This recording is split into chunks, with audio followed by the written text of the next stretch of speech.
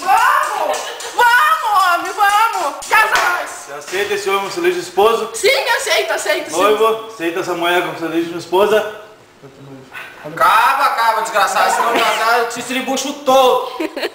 Eu declaro marido e mulher. Tem que amar essa parte. Tem que amar. Chega 20 segundos. Você pode. Beija a noiva. Beija a noiva. Olha a foto, garota. Beija a noiva! Não. O Jefferson quer enfiar esse inferno nessa vaga e tira a porra nos olhos. Tá bom? Você viu pra quem tiver fiado. Tá bom. Tá, ele falou beijar a noiva, o que eu faço? Não beija. Acaba o tempo, acaba o Tinha que tempo. fazer. Nós tinha que fazer o troço mais assim, ó. Segura minha mãe! Olha que daí. Olha só. Ô Jefferson. 20 segundos. Aí, ó, 20 segundos. O Jefferson vai querer falar. Tu veio da noiva ou não? Nós tinha que fazer um troço assim, ó. Que os dois chegassem brigando no altar. Aí o padre chega e pergunta. Mas sim não vai dar tempo. Não vai dar tempo. Não, assim Não, tem que ser isso aqui. Ela vai puxando ele e tu vai puxando ele. 10 segundos ainda.